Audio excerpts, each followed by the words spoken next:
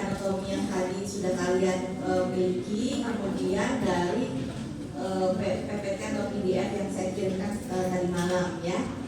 Nah, ini untuk yang di buku atas nanti kalian cari misalkan di sini ada tuberkulosis ya, tuberkulosis ya, mungkin di apa di subbabnya yang di dalam atlas yang di subbabnya itu hanya ada keganasan tumor paru ya. Jadi nanti kalian cari coba di daftar isi ya, daftar isi materi tersebut ya yang diajarkan hari ini. Ya, seperti kita tahu ya, adenokarsinoma paru berarti dia adalah suatu keganasan dari paru ya. Kalau keganasan yang lainnya selain adenokarsinoma, ada yang masih ingat nggak? Ada yang tahu nggak apa? Ya, kalau adenokarsinoma berarti dia biasanya pada apa nih? Pada laki-laki atau perempuan? Perempuan yang perempuan tidak merokok. Tidak merokok ya, malah dia perempuan tidak merokok gitu ya. Yang mungkin menurut kita harusnya lebih aman nih gitu kan, tidak merokok ya, tidak ada resiko, tetapi ternyata dia sering ditemui keganasan yang namanya adenokarsinoma.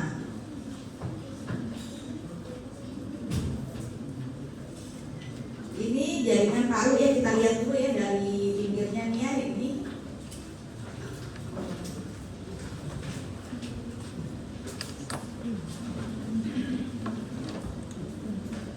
ya, kita lihat nih daerah sini ya, ini alveolus ya, mungkin belum udah ke agak episematos ya, karena di sini kita lihat ini kan belum lebar nih ya, ini kan alveolusnya masih kecil ini ya, tapi dia udah dari yang kecil ini ya sama yang ini kalau bergabung menjadi besar nih.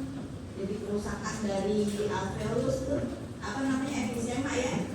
Nah, di sini kita juga lihat banyak ada jaringan begini. Nah, harusnya kan begini nih semuanya ya, alveolus seperti ini. Tetapi kalau kita nanti telusur nih, kita jalan dulu ya, kita kelilingin dulu ya. Nah, ini kan lebih padat nih dari yang tadi. Ya, kalau kita lihat nih ya, kita telusur terus ya. Ini kita pakai pembasaran tempat dulu kalau kita mau keliling. Nih ya, ini ada di pembuluh darah ya di sini ya. Nah, di sini padat nih, padat lagi. Harusnya kan namanya paru itu kalau secara histologi kalau kalian belajar ya, secara anatomi dulu kan ada alveolus. Nah, alveolus ini secara histologi bentukannya seperti ini. Nih ya, yang kemarin kita lihat ya pas kita kuliah atau belum gitu ya. Nah, kalau ini bergabung nih kayak emfisema nih, ya yang besar ini. Sudah sampai kadang-kadang membentuk gambaran gula ya, kalau kalian masih ingat pelajarannya ya, bisa emfisema itu bisa sampai nanti membentuk gambaran gula. Nah, bagian ini padat nih, ini kan bukan apa namanya, bukan warga paru nih gitu ya. Apa ini gitu? Ya, kalau kita bilang ini kayak apa ya, dapetnya kayak bronkiolus kali dong gitu kan ya, tapi bronkiolus itu cuma seceplok aja, ini banyak. Jadi ini sebelahnya ada gitu ya, kalau mau bilang mirip kayak epitel bronkiolus gitu. Jadi enggak normal. Nah, kalau sebelah sini mungkin nih. Tapi ini epitelnya mirip kayak bronkiolus, tapi di sini ada ini nih. Ada apa nih? Tulang kawan ya. Jadi kalau ada tulang kawan namanya apa tuh? Bronkus bukan tulang kawan.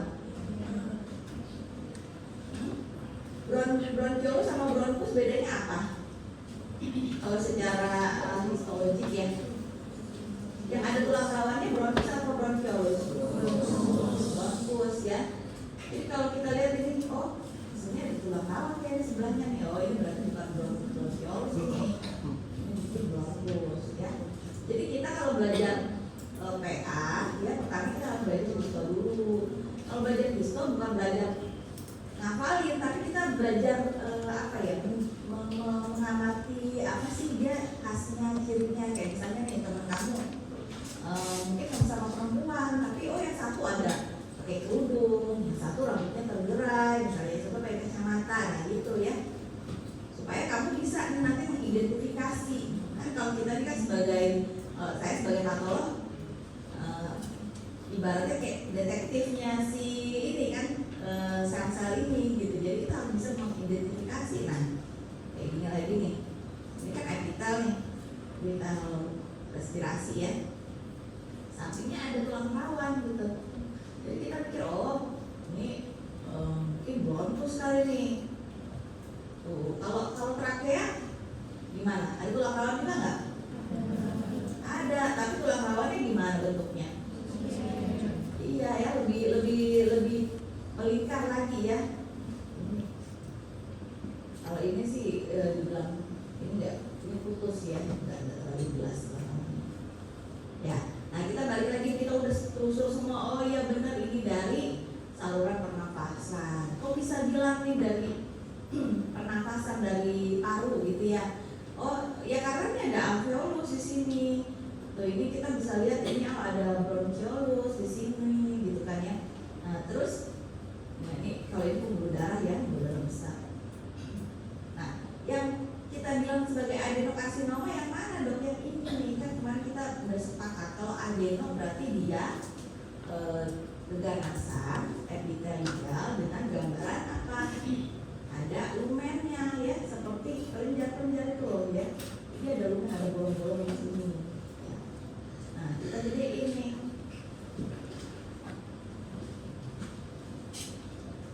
Ya. Nah kita dibentukkan kelenjar dengan bentuk tidak teratur bentuknya, bukan seperti kelenjar di kolon itu yang kamu lihat bagusnya bulan-bulan rapi.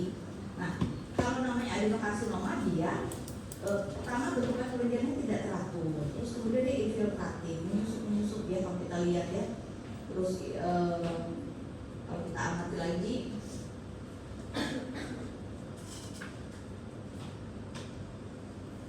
tuh ya, coba kita lihat.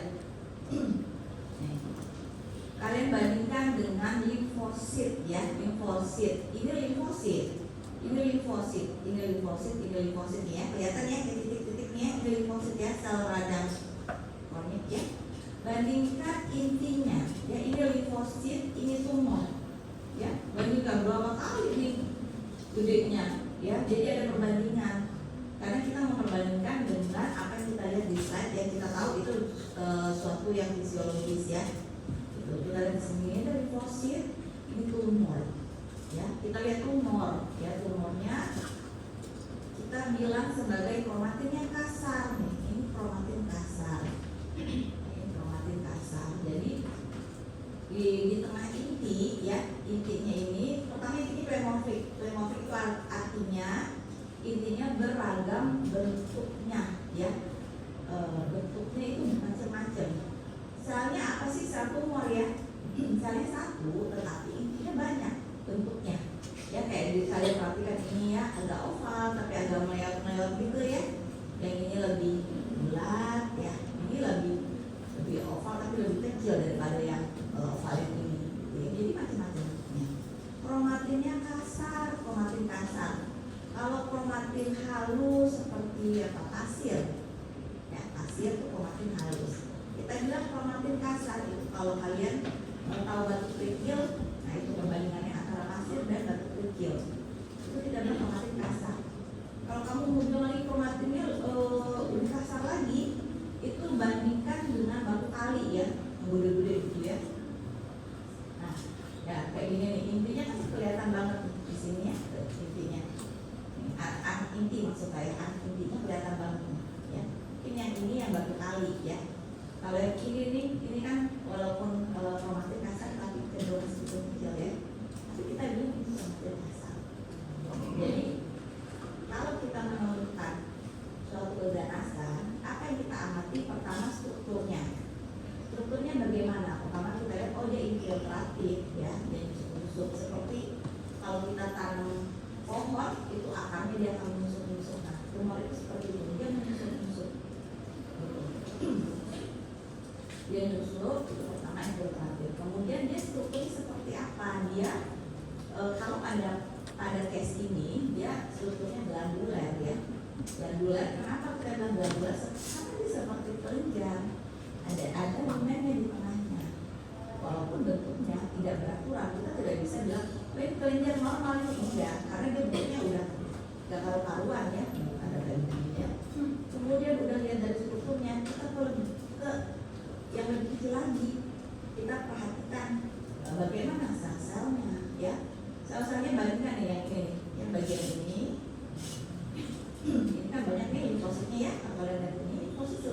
segini, ini tumornya jadi itu berkali lipat, mungkin ada 4 kali lipat daripada maksudnya. Karena kromatnya kasar, sitoplasmiknya banyak ya. Kalau misalnya kita mau cari lagi mungkin akan ketemu mitosis ya. Nah, mitosis itu salah satu juga tanda dari suatu keganasan. Tuh ada kalau mitosisnya banyak berarti dia misalnya membelah lebih cepat ya, proliferatif gitu ya. Nah, kalau sel tumor itu dia seperti punya tombol sendiri ya. Kalau kita secara normal itu kan ada apoptosis ya. Jadi badan kita ini ada saklarnya untuk on off gitu ya. Jadi kalau terjadi sudah berlebihan dia akan mati ya. Nanti kalau misalnya kurang dia akan nambah lagi ya seperti saklar. Tetapi kalau misalnya pada tumor dia biasa punya saklar sendiri. Dia nggak bisa tiba-tiba kita matikan oleh sistem kita karena dia punya sistem sendiri. Makanya dia berkembang terus.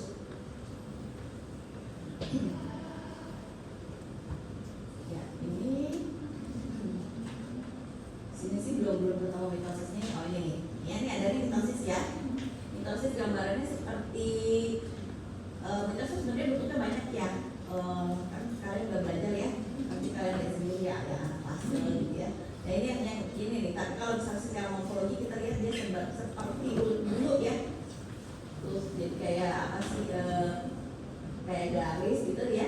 Hiperkromatik terus kayak ada berbiji-biji gitu ya, kayak dulu kalau kita bilangnya itu perumpamaannya ya. Nah, ya sampai sini ada pertanyaan untuk adenokarsinoma. Tapi tidak cuma ini ya. Kalau di dalam buku atas ini ada yang karsinoid ya, ada yang small cell. Jadi kan ada yang pembagiannya kan kalau tumor paru karsinoma small cell dan non small cell ya. Adenokarsinoma ini masuk sebagai yang non small cell gitu. Ada yang satunya lagi karsinoma sel squamosa, tapi di preparatif kita tidak punya, tapi kita punya yang dari laring yang kurang lebih sih gambarnya sama ya. Lihat dulu ya.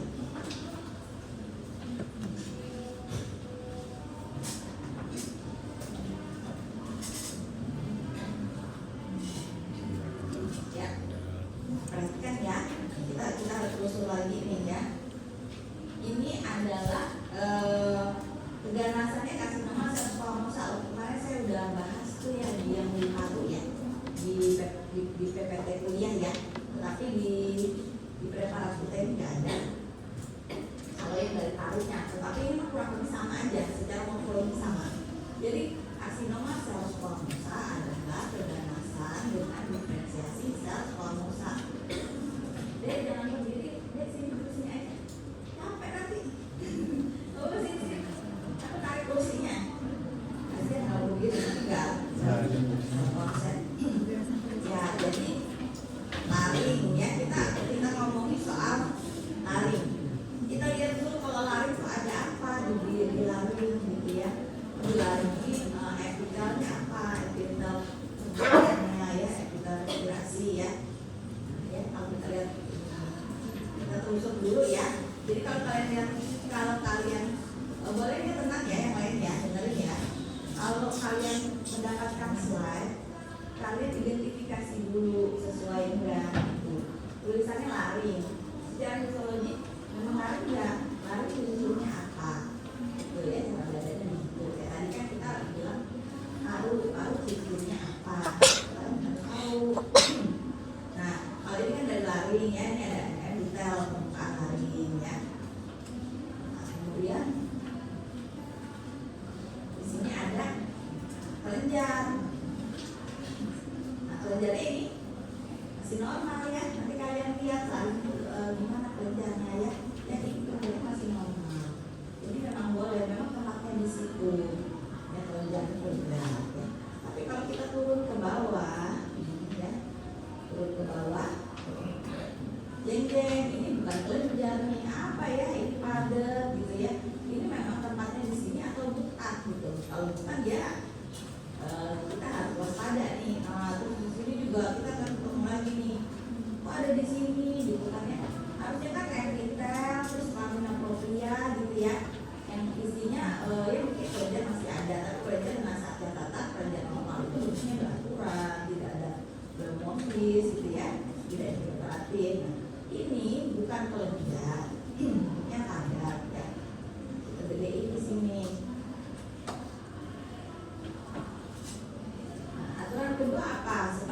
lihat ini, lihat seluruh penampilannya, oh benar ini dari lari misalnya ya. Kedua, kita lihat strukturnya bagaimana ini. Oh, strukturnya kalau ini masih yang sini ini kayak kerja-kerja ya, tapi ini saya pikir ini adalah kerja normal yang terinfiltratif dari si tumor ya. Kita lihat lagi ke bawah sini. Ini penuh ya. Kita bilang ini sebagai solid ya, pulau-pulau solid. Solid berarti tidak ada gambaran dari lumen-lumen, tidak ada gambaran dari kelenjar gitu ya. Itu solid tuh ya. Solid.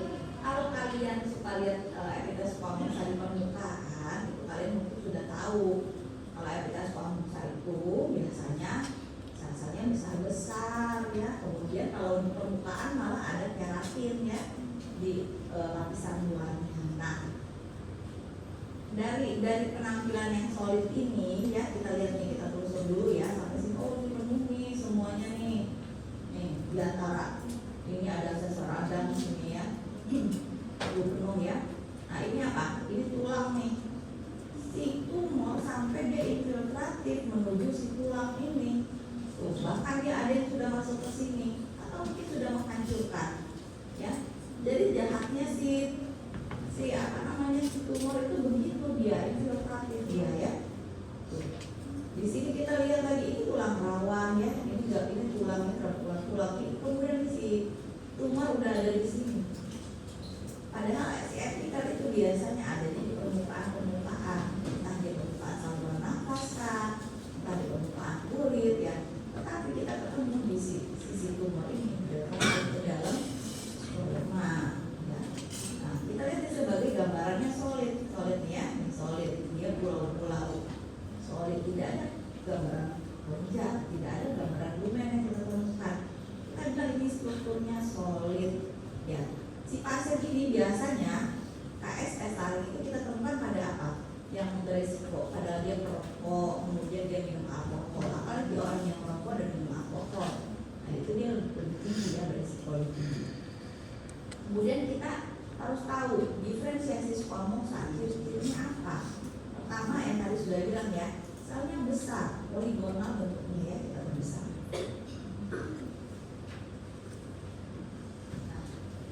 Ya, kita lihat nih, benar nggak dia selnya besar? Ini limfosit ya. Selnya besar, ya. Selnya besar hampir lebih besar sedikit dari yang kelenjar tadi ya. Ini lebih besarnya kelihatan lebih banyak ya. Selnya besar nih, sini ada limfosit. Sel besar dengan intinya pleomorfik. Pleomorfik berarti bentuknya beraneka ragam.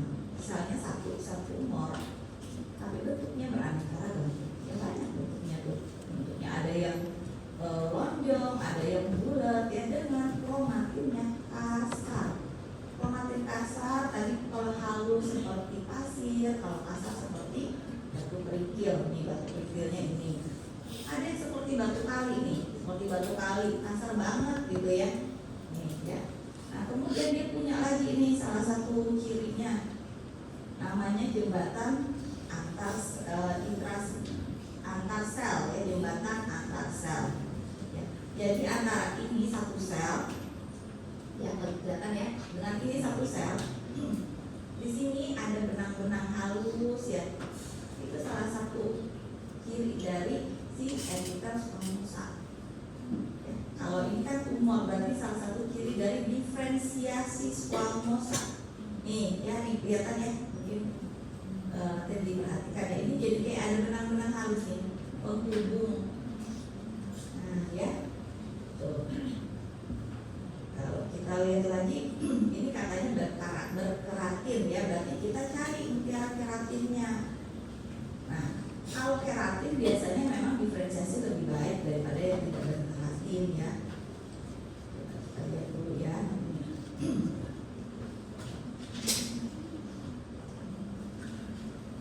Mutiara keratin ya, mutiara keratin itu dia keratin yang bentuknya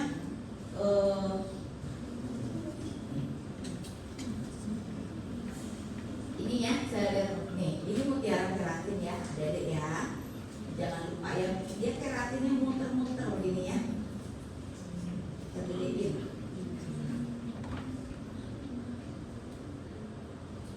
Yang lagi bisik-bisik bentar dulu ya, gantian ya, nanti kita ngobrol lagi. Nanti kalian kalau misalnya mau ada yang ditanyakan boleh, takutnya nanti teman yang mau belajar terganggu. Nah, ini ya, kalian inget ya, sekarang saya kasih tahu sampai nanti kalian lulus kalian ingat ya. Jadi keratin biasanya kalau kita ketemu keratin itu kan bagian atas dari epitel bisa epidermis, squamous gitu ya. Nah, ini dari bagian atasnya ya. Jadi dia yang keratin yang itu dia kayak ngegruntel gitu apa ya, worrying ya. Jadi membentuk gambar seperti ini namanya ya keratin ya. Ini salah satu ciri kalau dia kita bisa bilang dia adalah tumor dengan resesi squamosa ya. Itu ciri-cirinya. Sampai sini ada pertanyaan. Tapi ini pada laring ya. Kalau pada paru gimana? Sama. Kalau ada squamosa di mana-mana sebenarnya sama. Kalau di paru mungkin nanti akan ketemu di cervix juga, mungkin gambarannya akan seperti ini, tetapi organnya berbeda ya.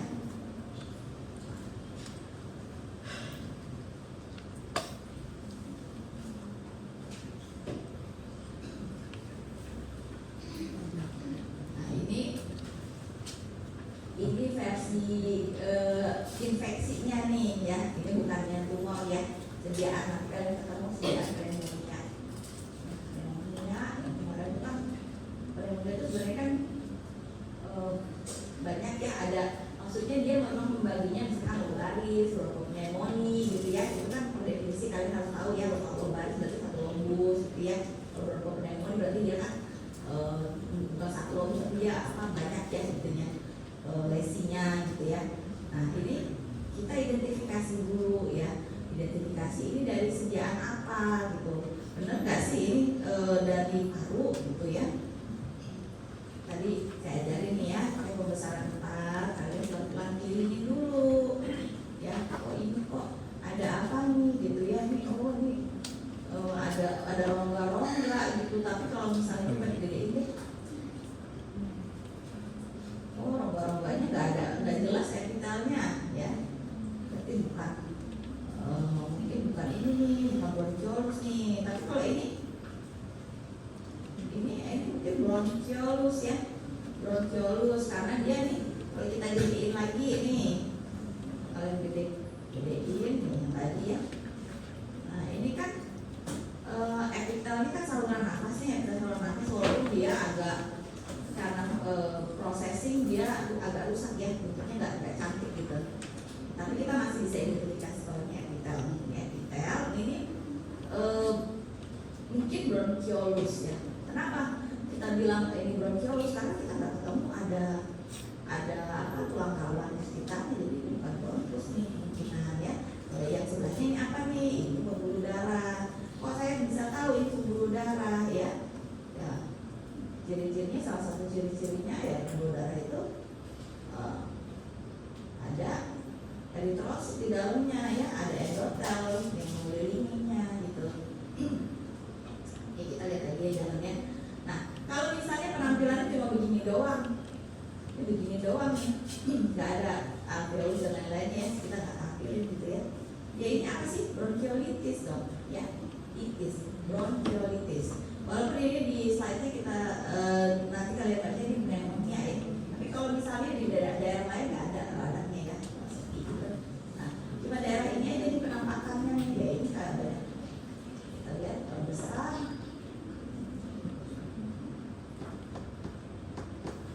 Ya, ini kan epitel permukaannya nih ya, epitel permukaan dari bronchiolus ya. Nah, ini di sini senda-sendanya cuma radang nih. Kalau yang kelihatan pada saat ini mah nih ada limfosit, dia mungkin di tempat lain ada PMS. Jadi kalau cuma segini doang kita bilang nih bronchiolitis ya. Bisa lihat ada silia-silianya. Ada goblet-gobletnya ya, kalian perhatikan ya. Nah, ya, kita beralih lagi ke tempat lain ya. Kita bilang tadi nih mas ini rongga-rongga nih, dok rongga apa nih? Di sini mulai kelihatan. Ada Ada yang tahu ini apa nih? Hah? Ada yang tahu nggak? Ini alveolus ya, pinggir-pinggirnya ya. Nih, tapi alveolusnya mungkin udah rusak, udah ada emfisematos, ya tidak bergabung-gabung. Terus kemudian alveolus kan, antara alveolus kan biasanya ada yang sedikit, tapi karena ada proses peradangan sini dia akan mengembal, akan ada proses ada infeksi, terus inflamasi, ada fibrosis ya di sini ya. Jadi gambaran harapan kamu seperti di atas histologi mungkin akan berubah nih ya. Kalau misalnya sering lihat slide mungkin tahu ini alveolus, tapi alveolus sudah penuh dengan apa? Radang, fibrosis ya. Ini alveolus, tapi dia tebal di sini. Udah ada banyak radang di sini. Ya.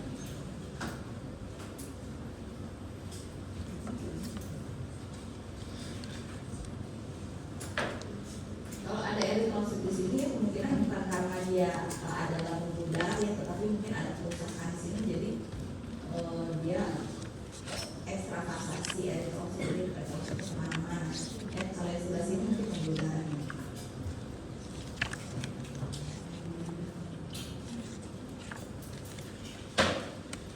Jadi kita lihat lagi, muter lagi begini ya, ketemu lagi nih bronkiolus ya, kita muter lagi ya. Jadi kalau pneumonia itu apa sih? Dia tuh ada proses infeksi di situ sehingga jadi suatu peradangan ya, peradangan keseluruhan terutama pada yang parunya. Mungkin nanti kalau kalian perhatikan dia akan ketemu juga di sel radangnya PMN nih, banyaknya PMN yang akut ya.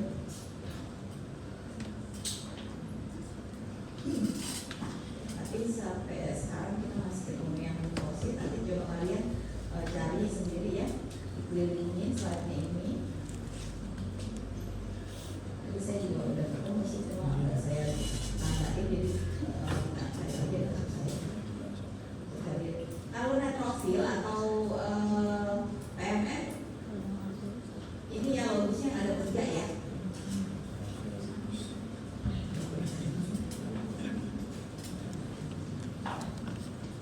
Jadi kalau limfosit itu cuma 1, ininya kayak gini, limfosit ya, sitoplazmanya sedikit ya.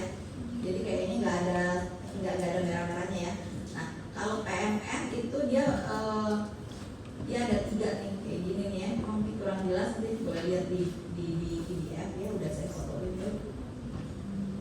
Ya, limfositnya lebih jelas ya. Jadi intinya ada 3. Ya. Ini pneumonia ya. Jadi kalau pneumonia secara histologi dia masih normal-normal aja, itu maksudnya secara struktur histologinya masih sesuai dengan histologi normal. Kita nggak ketemu sesuatu yang bukan pada tempatnya. Ini kita ketemu epitel ya, epitel yang proliferatif, gitu ya, seperti yang tadi ada di museka-1. Sampai sini ada yang mau ditanyakan? Kalau nggak kita lanjut ya ke kalau tadi itu parunya pneumonia ya. Nanti kalian cari sel radangnya ya, yang di pneumonia itu kalian cari ada nggak, ketemu nggak sampai FN-nya ya. Nah berikutnya ini tuberkulosis paru ya, kita keliling dulu nih ya, keliling ya. Ini benar nggak ada paru? Oh ya, itu ada lubang ini, mungkin alveolus, tapi ini daerah fibrosis terlalu luas ya. Tapi kan memang kalau proses infeksi paru yang bisa aja ada fibrosis kan dengan paru yang alveolus itu berarti kan oleh dengan kita kan bisa ya. Kita kesini lagi ya, jalan dulu. Nah ini apa nih ya? Ini ada sesuatu nih ya. Kalian perhatikan di sini ya, ini apa ya gitu ya. Nah, ini 1 ya, ini 2 ya. Dan ke bawah di sini juga ada. Ini 3 ya. Jalan lagi ya, kita keliling dulu.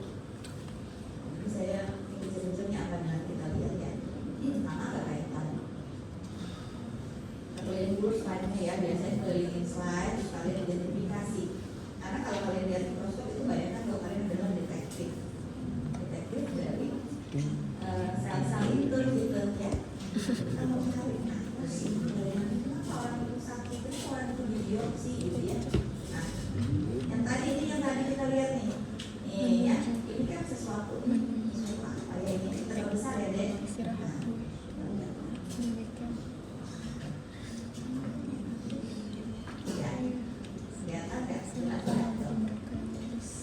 Kalian bisa lihat kan warnanya ada dua warna nih. Ini ya sama ini. Ini kita sebut sebagai granuloma atau tuberkel. Ya, kalau kita udah pasti dia udah infeksi tinggi ya kita bisa bilang sebagai tuberkel. Tapi kalau kita masih ragu-ragu, saya pakai biasa istilah granuloma. Sebenarnya sama aja ya. Nah, ini adalah apa? Nekrosis. Nekrosis pada tinggi apa deh? Perkijuan ya, kiju ya, bukan keju ya, kiju ya, perkijuan ya, atau kaseosa ya. Nekrosis berarti kan jaringannya mati. Apa penampilannya kamu lihat apa tuh yang kamu lihat di sini? Di sini nggak ada inti yang kelihatan jelas, semuanya pink warnanya. Kalau ini kalian bisa lihat nih ada warna biru-biru itu, mas kalian bisa lihat kalau dia ada inti di sini ya. Tapi yang ini namanya jaringan mati, dia nggak ada lagi kelihatan inti. Nah, kalau pada nekrosis perkijuan, biasanya kalau nekrosis itu ada banyak sel radang di situ ya. Tetapi pada nekrosis perkijuan ini ya, ini adalah kulitnya. Pada nekrosis perkijuan itu bersih, nggak kelihatan sel radang. Jadi cuma warnanya pink aja gini ya. Tuh, ya. Ini adalah nekrosis perkijuan. Ya. Kalau sebenarnya apa ini eritrosit ya? Nah, ini nekrosis perkijuan ya. Nah, kita ke atas kita lihat. Jadi flu dari infeksi tuberkulosis itu ada dua. Ingat-ingat ya, granuloma atau tuberkel ya. Yang kedua, nekrosis perkijuan ya. Kita lihat sekarang ini adalah granuloma. Granuloma terdiri atas apa? Ada yang tahu? Selnya sel apa? Boleh nyaut aja, selnya sel apa? Pada granuloma kita ketemu sel? Nah, sel epitelioid ya. Pelan-pelan ya saya ngejanya, epitelioid. Jadi sel epitelioid itu adalah sel makrofag yang menyerupai sel epitel. Jadi kalau misalnya ada istilah ioid itu menyerupai gitu. Ya, nih kita lihat ini sel makrofag ya. Makrofag dengan sitoplasmanya banyak nih sel makrofag nih. Jadi kayak kalau kita bilang misalnya kayak sandal jepit ya. Jadi agak saya agak bentuk gitu ya, agak panjang, oval ya kayak sandal jepit gitu ya. Ini namanya sel epitelioid. Ketika sel epitelioid ini bergabung menjadi satu sel yang besar ya, dengan intinya banyak kan namanya sering gabung. Jadi ini kan intinya banyak, kemudian dia nempel dong ya. Nah ini sitoplasmanya. Ini adalah sel dantia. Sel dantia itu kan namanya sel multinukleus ya, atau sel yang besar. Lebih dari satu ya. Ini sel dantia khasnya pada TB adalah sel dantia Langhans. Ya saya ulang lagi, Langhans ya. Langhans berarti dia seperti tapak kuda bentuknya. Ada nggak dong sel dantia yang lain? Ada. Sel dantia itu nggak cuma Langhans, ada juga sel dantia benda asing. Tapi biasanya tuh ada benda asing, misalkan orang disuntik hidungnya pakai silikon misalnya ya, dia bisa menunjukkan suatu reaksi benda asing. Ya, nah kemudian apa lagi tuh? Si tuberkel itu ada apa lagi? Ada limfosit ya, limfosit ya. Jadi ada tiga di tuberkel atau di granuloma yang harus kalian ingat ya. Karena ini nanti kalian pindah lagi apa namanya modul ya, ketemunya ini. Ada tiga dari granuloma yang kalian ingat, sel epitelioid, sel dantia Langhans, sama limfosit. Ya. Ya itu aja hafal kan? Flu-nya itu ya. Jadi kita kalau belajar PA karena kalian detektif, kalian harus tahu ciri-ciri musuh kalian ini apa gitu ya. Nah, ini coba kita lihat, saya juga penasaran nih, ini apa? Ya, jadi kalau kita lihat di sini nih, ternyata itu ada apa ya? Ini kecil ya, bukan begini. Sebenarnya ini apa sih gitu? Bulan-bulan begini. Nah, ternyata dia granuloma juga, tapi dia granulomanya belum sampai membuat, jadi granulomanya masih kecil gitu ya. Jadi dia kadang-kadang kita nggak ketemu tuh seluruh kelainan itu, bukan berarti misalkan harus ada ini gitu, tapi kita tidak menemukan semuanya. Ada satu, misalnya pada gambaran ini nih, kita nggak ketemu sel tilamhan karena dia belum bergabung. Ya, dia baru kita ketemunya kan sel epitelioid maksud saya.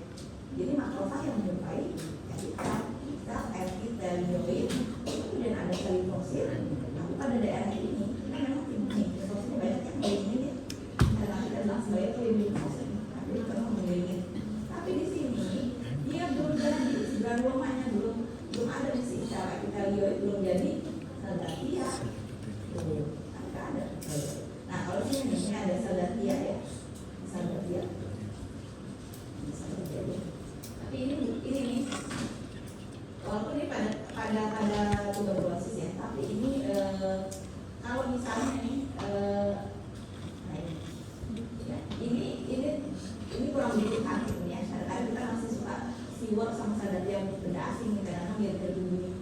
Kalau misalnya kangen banget kita hitung, kadang misalkan potongan atau dan sebagainya mungkin memang tidak jelas ya. Tapi tadi kan kita sudah punya ya, jangan lupa mikronya ya. Kalian lihat berarti yang khasnya ini ya, yang khasnya ini ya deh ya.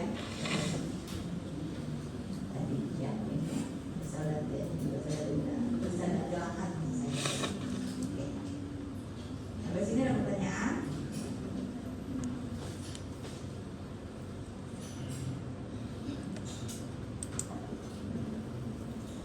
Ya. Berikutnya kita akan ke sinonasal ya. Sinonasal ini ada dua slide sinonasal ya. Yang pertama papiloma. Boleh ya, caranya kecilin dikit ya. Yang pertama papiloma. Yang kedua yang pertama polip, yang kedua papiloma. Apa sih sebenarnya bedanya papiloma sama polip? Biasa keluhannya ya tersumbat juga ya, dan pembentukan massa terus kemudian tersumbat. Tetapi ada yang khasnya dari papiloma dan polip. Biasanya ini kan kita tahu ini dari sinonasal, berarti kan epitelnya epitel pernafasan ya, epitelnya. Epitel. Kita lihat epitelnya ini tidak terlalu tebal, masih relatif normal. Kalau polip ini kalian sih dengar nih polip ya, bayangin kalau kayak jamur gitu ya, terus dia menggelantung di hidung kalian gitu. Bentuknya seperti jamur ya, bertangkai itu menggelantung di hidung kalian, dia pasti menimbulkan kesulitan bernafas, hidung tersumbat gitu kan ya.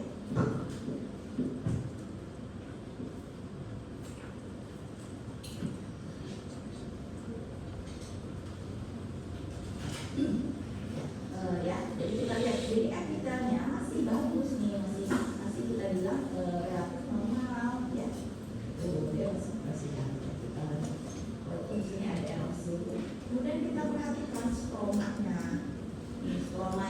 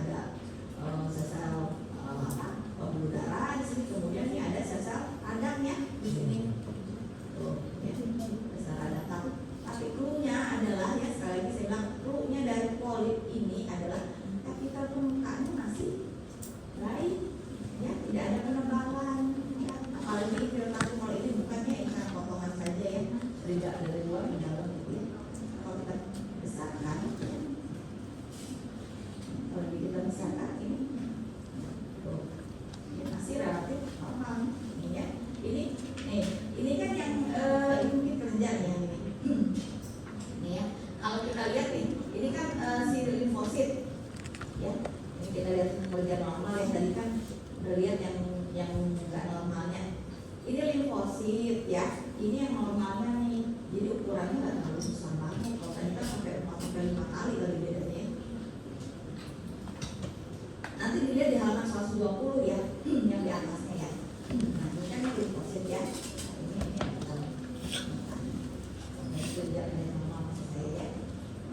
Jadi di sini banyak sel radangnya ya, bisa limfosit, ada sel plasma ya. Sel plasma itu biasanya intinya seperti sel plasma merah, terus yang intinya itu apa kayak udah sepeda ya, sel plasma itu. Ya, ini radang nih. Nah, ini kita bilang ini sembab nih ya. Ini sembab, semuanya ada radang. Itu punya itu ya untuk yang polio. Nah, kalau papiloma apa bedanya? Apa sih? Kalau papiloma itu papiloma sinomasa sebenarnya ada macam ya. Ada pertama eksofitik, namanya ekso berarti dia tumbuhnya keluar gitu kayak kalau yang terjadi jamur gitu ya. Nah, ada yang endofitik, dia menimbulkan suatu massa tetapi dia pertumbuhan tidak keluar, tetapi dia tumbuhnya ke dalam ya, tumbuhnya ke dalam. Terus tahunya di mana dong dia tumbuh ke dalam? Jadi kalau kalian perhatikan ini kan epitel permukaan ya. Kalau endofitik, kalau eksofitik dia tumbuh kayak kembang keluar gitu ya, ke permukaan ya, tumbuh. Nah, ininya di stromanya biasanya nggak ada tampilan begini, tetapi karena endofitik ini kan tumbuh ke dalam, ke dalam itu kemudian di apa namanya ya, kita proses ya. Jadi kita akan menemukan gambaran dari epitel ini banyak pada stroma di bawahnya, tetapi ini bukan yang tadi yang KSS tadi. Kok saya bisa tahu ini bukan KSS dong? Mungkin dari KSS ya, mungkin aja, tapi bukan pada kasus ini. Kenapa saya bisa tahu? Karena saya tahu ciri-cirinya. Itu ciri-cirinya apa dong? Dia namanya papiloma. Dia memang ada pertambahan atau proliferasi dari epitel ya. Tadi kan kalau kita lihat epitelnya tadi itu yang polip epitelnya tipis. Kalau papiloma, namanya juga papiloma, epitelnya hiperplastik, epitel bertambah nih. Atau bahasanya mah akanthosis, jadi dia bertambah nih epitelnya ya, bertambah. Tetapi kalau kita lihat strukturnya dia masih bagus nih, basalnya masih beberapa lapis, jadi urutan-urutannya masih bagus, itu juga dia masih bagus ya. Jadi ini bukan karsinoma salivary squamous ya, bukan ya deh ya, jangan salah. Selama epitel masih bagus, dia kemungkinan bukan untuk keganasan papiloma masih mungkin ya. Ini kan epitel kalian lihat deh, pinggirnya masih cantik ya. Nah, walaupun ini ada tenggelam di sini di stromanya, tapi kita bisa lihat masih bagus ini potongannya. Ini juga potongannya masih bagus ini. Pinggirnya basalnya masih kelihatan jelas. Jadi basal itu seperti kayak pelindung gitu ya. Dengan adanya basal ini kita tahu dia tidak infiltratif ke dalam si stroma. Kalau basal masih aman berarti dia tidak infiltratif. Ya, jadi cluenya papiloma itu dia pertama memang keluhannya memang mungkin itu berubah juga ya, ada massa, kalau ada lebih bisa ada massa juga gitu.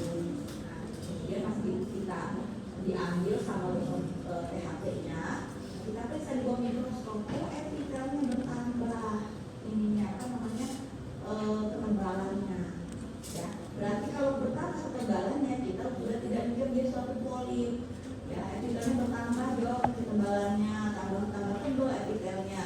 Oh, tambah tebal, basalnya gimana? Masih aman, masih bagus ini, berarti dia tidak infiltratif. Tapi di sini banyak dong sel-selnya, di stromanya banyak sel-selnya.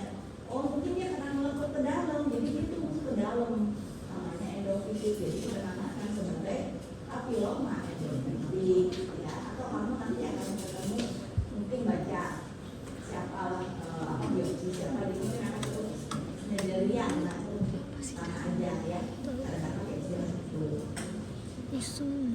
Dan bisa juga kesulitan cara dan saya tapi khasnya itu. Nah, kemudian nih ada slide lagi namanya tonsilitis ya. Kalau dari slide-nya ini keganasan atau namanya ya, tonsilitis berarti suatu keganasan infeksi ya, tonsillitis kayak itis ya. Nah, ini nanti kalian lihat di halaman 121 ya. Karena ini memang kadang-kadang antara respirasi sama THT itu kadang-kadang ada apa ya, makin gitu loh ya. Walaupun memang sudah sudah disepakati ya, beberapa sudah disepakati, cuma kadang-kadang masih lanjut ya. Nah, tapi tonsilitis ada di sini ya, jadi di praktikum ini bisa dikeluarkan ya. Kemudian, nah, jadi kita lihat nih ya, tonsilitis ya. Tonsilitis itu kan sebenarnya apa sih? Dia limfoid ya, sama satu organ limfoid ya, tonsil ya. Kalau misalnya kita ada batuk pilek, biasanya itu membesar ya tonsilnya ya. Nah, ini epitelnya, epitel squamous ya. Bisa juga kadang-kadang ada epitel meningkat, seria ya, seria ya. Nah, jadi kalau ini dipatang di dalam. Nah, karena di organ limfoid berarti gambaran histologinya mirip-mirip seperti KGB ya. Kita ketemu sentrum folikel limfoid nih, folikel limfoid yang terdiri atas apa? Folikel limfoid itu, folikel limfoid itu ada sentrum itu yang mana? Sentrum itu yang tengah ini deh ya. Ini dulu nih, kelihatan nggak? Ya, sentrum dari nativum ini salah satu tanda kalau dia masih fine aja nih, masih normal aja. Biasanya kalau udah gambarannya udah berubah atau sudah ada infiltrasi dari sel-sel lain, nanti kita udah mikirnya lain, limfoma mungkin ya. Tapi kalau misalnya masih ada gambaran begini, nah ini masih aman nih ya. Nah, ini kita gedein lagi ya. Jangan sampai kalian salah nih. Ini kalian lupa di histologi, lupa nih, sekarang saya ingatkan lagi. Organ limfoid ya. Jadi ini ada folikel ya, organ limfoid di sini ya. Terus ini folikel limfoid, terus ini ada sentrum nih. Sentrumnya yang tengahnya ini ya. Ini folikel limfoid sampai sini nih. Bisa saya di ini kayak gini nih. Ini folikel limfoid. Kemudian sentrumnya di sini ya.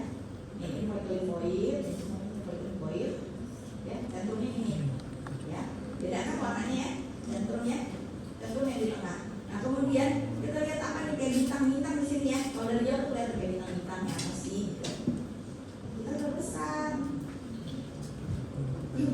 Nih, tuh kalian bisa lihat nih, ya.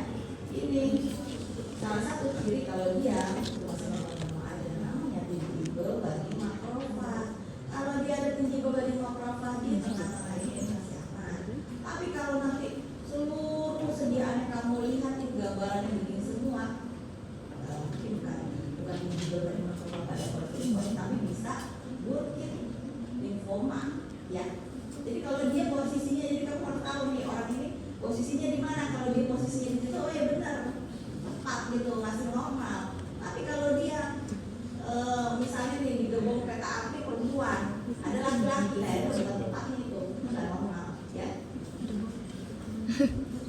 Ya, jadi kalau pada tonsilitis kita akan ketemu gambaran tonsil normal ya. Tadi ya epitelnya masih bagus tuh ya, epitel squamous ya. Kemudian ada di tengahnya ada organ limfoid, ada folikel limfoid nih. Kalian lihat nih ya, kalian telusur nih.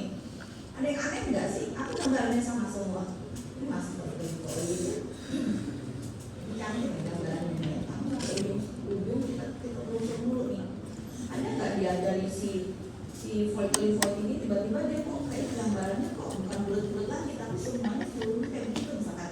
Kalau ini plastik aja ya. Ini adalah tanda-tanda dari misalkan kamu kena batuk pilek ya, dia akan nembak nih.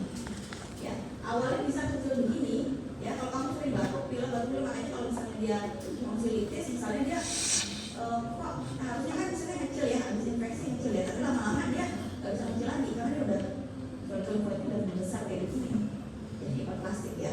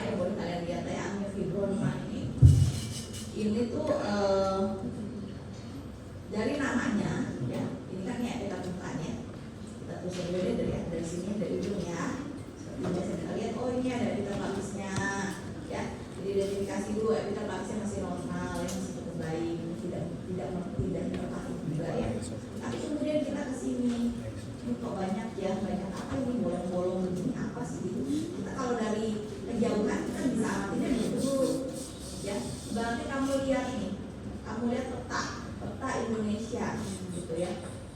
Peta Indonesia, kamu mau lihat kelahirannya misalnya di Jakarta, itu kamu lihat dulu Jakarta itu di mana sih? Oh, Jakarta itu di Indonesia. Oh, Indonesia sebelah mana? Indonesia di Pulau Jawa. Jawa di mana? Misalnya di sebelahnya Jawa Barat, ya. Kita dilihat dulu. Nah, kalau kita lihat dari masyarakat, kita baru bisa lihat atlasnya dari atas nih. Ini adalah Pulau Indonesia misalnya ya. Negara Indonesia misalkan, kita baru bisa lihat identifikasi seperti itu. Nah, kemudian kita udah lihat nih kayaknya ada nggak enak di sini nih. Kemudian banyak jaminan kita belum tahu apa yang belum dekat, belum tentu gitu, bisa kayak yang lain nanti bisa. Dan kita pastikan dulu namanya kelainan ini adalah amiofibroma. Amiofibroma itu ditandai dengan banyaknya pembuluh darah di sini. Amio ya, amio dari pembuluh darah. Amio, saya tahu ini amio karena dia dilapisi endotel, kemudian berisi eritrosit. Jadi sebagai detektifnya dari mikroskop kita harus bisa mengidentifikasi oh dia itu. Kemudian apa ini di samping-sampingnya? Ini adalah dari penelitian. Jadi pertambahan, jadi dia menimbulkan massa ya, ini dia. Jadi ada massa. Kemudian kita lihat di bawah mikroskop, oh apa sih sebenarnya yang menyebabkan dia itu menjadi massa? Ternyata dia ada pertambahan daripada pembuluh darah dan jaringan